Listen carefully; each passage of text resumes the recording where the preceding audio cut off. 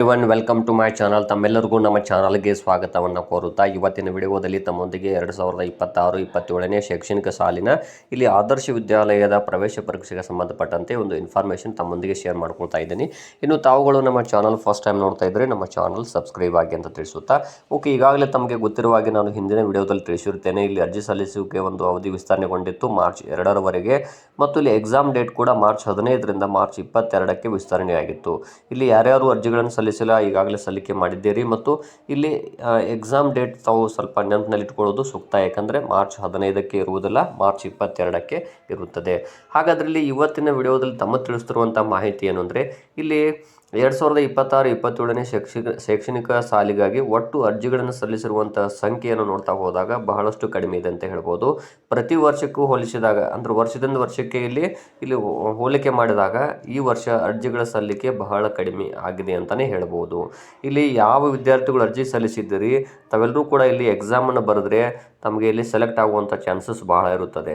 ಆದ್ದರಿಂದ ಇಲ್ಲಿ ಪ್ರತಿಯೊಂದು ತಾಲೂಕು ನೋಡ್ತಾ ಹೋಗೋಣ. ಕರ್ನಾಟಕ ರಾಜ್ಯದಲ್ಲಿರುವಂತಹ 74 ಹಿಂದುಳಿದ ಬ್ಲಾಕ್ಗಳಲ್ಲಿ ಒಟ್ಟು ಎಷ್ಟು ವಿದ್ಯಾರ್ಥಿಗಳು ಅರ್ಜಿಯನ್ನು ಸಲ್ಲಿಸಿದ್ದಾರೆ ಅಂತ ನೋಡ್ತಾ ಹೋದಾಗ ಇಲ್ಲಿ ಟೋಟಲ್ ಆಗಿ ಇಡೀ ರಾಜ್ಯಾದ್ಯಂತ 79,443 ಅರ್ಜಿಗಳು ಸ್ವೀಕಾರವಾಗಿವೆ. ಆದರೆ ಇಲ್ಲಿ ಆಯ್ಕೆ ಯಾವ ರೀತಿ ನಡೀತದೆ ಅಂದರೆ, ಪ್ರತಿಯೊಂದು ಏನು ಇದು ಆದರ್ಶ ವಿದ್ಯಾಲಯ ಇದೆ, ಆ ಆದರ್ಶ ವಿದ್ಯಾಲಯದ ಸಪ್ರೇಟ್ ಆದಂತಹ ಇಲ್ಲಿ ಒಂದು ಕಟ್ ಆಫ್ ಮಾರ್ಕ್ಸ್ಗಳು ಬಿಡುಗಡೆ ಆಗುತ್ತದೆ. ಇದು ತಾಲೂಕಿನಿಂದ ತಾಲೂಕಿಗೆ ಬಹಳಷ್ಟು ಡಿಫರೆನ್ಸಸ್ ಇರುತ್ತದೆ. ಹಾಗಾದರೆ 79,443 ವಿದ್ಯಾರ್ಥಿಗಳು ಅರ್ಜಿಯನ್ನು ಸಲ್ಲಿಸಿದ್ದು ತಾವು ಕೂಡ ಇವತ್ತಿನ ವಿಡಿಯೋದಲ್ಲಿ ನೋಡ್ತಾ ಹೋಗ್ಬೋದು. ಒಟ್ಟು 74 ಹಿಂದುಳಿದ ಬ್ಲಾಕ್ಗಳಲ್ಲಿ, ಉದಾಹರಣೆಗಾಗಿ ಬಾದಾಮಿ ತಾಲೂಕಿನಿಂದ ತೆಗೆದುಕೊಂಡಾಗ ಇಲ್ಲಿ 1,730 ಅರ್ಜಿಗಳು ಇಲ್ಲಿ ಸಲ್ಲಿಕೆಯಾಗಿವೆ. ಅದೇ ರೀತಿಯಾಗಿ ಬಾಗಲಕೋಟೆಗೆ ನೋಡ್ತಾ ಹೋದಾಗ ಇಲ್ಲಿ 1,248, ಬೀಳಿಗೆಯಲ್ಲಿ 1,912, ಈ ರೀತಿಯಾಗಿ ಟೋಟಲ್ ಇಲ್ಲಿ 74 ಹಿಂದುಳಿದ ಬ್ಲಾಕ್ಗಳು ಇಲ್ಲಿ ಯಾದಗಿರಿ ಜಿಲ್ಲೆಯವರೆಗೂ ನೋಡ್ತಾ ಹೋದಾಗ ಯಾದಗಿರಿಯಲ್ಲಿ ಕೇವಲ 764 ಅರ್ಜಿಗಳು ಸ್ವೀಕಾರವಾಗಿವೆ.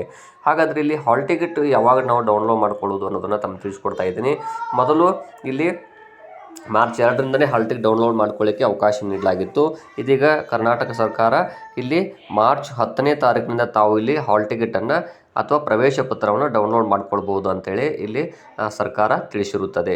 ಆದ್ದರಿಂದ ಯಾರು ಅರ್ಜಿಗಳನ್ನು ಸಲ್ಲಿಸಿದರೆ ತಾವೆಲ್ಲರೂ ಕೂಡ ಹಾಲ್ ಟಿಕೆಟ್ ಡೌನ್ಲೋಡ್ ಮಾಡಿಕೊಂಡು ಎಕ್ಸಾಮನ್ನು ಬರೀರಿ. ಆದರೂ ತಾವು ಸೆಲೆಕ್ಟ್ ಆಗುವ ಚಾನ್ಸಸ್ ಭಾಳಷ್ಟು ಇರುತ್ತದೆ. ಮತ್ತು ಕಳೆದ ವರ್ಷ ನೋಡಿದರೆ ಇಲ್ಲಿ 4ನೇ ರೌಂಡ್ವರೆಗೂ ಕೌನ್ಸಿಲಿಂಗ್ ನಡೆದಿತ್ತು. ಭಾಳಷ್ಟು ವಿದ್ಯಾರ್ಥಿಗಳು ಅರ್ಜಿಯನ್ನು ಸಲ್ಲಿಸಿದ್ರು, ಕೆಲವರು ಅರ್ಜಿ ಸಲ್ಲಿಸಿ ಎಕ್ಸಾಮ್ಸ್ಗೆ ಅಟೆಂಡ್ ಆಗಿರಲಿಲ್ಲ. ಇನ್ನು ಕೆಲವು ವಿದ್ಯಾರ್ಥಿಗಳು ಕೌನ್ಸಿಲಿಂಗ್ಗೆ ಸೆಲೆಕ್ಟ್ ಆದರೂ ಕೂಡ ಕೌನ್ಸಿಲಿಂಗ್ಗೆ ಹೋಗಿರಲಿಲ್ಲ.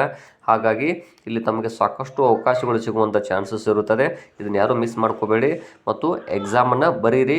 ಹಾಲ್ ಟಿಕೆಟ್ ಇಲ್ಲಿ ಮಾರ್ಚ್ 10ರಿಂದ ತಾವು ಡೌನ್ಲೋಡ್ ಮಾಡ್ಕೊಳ್ಳಿ ಅಂತ ತಮಗೆ ಇವತ್ತಿನ ವಿಡಿಯೋದಲ್ಲಿ ತಿಳಿಸ್ತಾ ಇದ್ದೀನಿ. ಧನ್ಯವಾದಗಳು.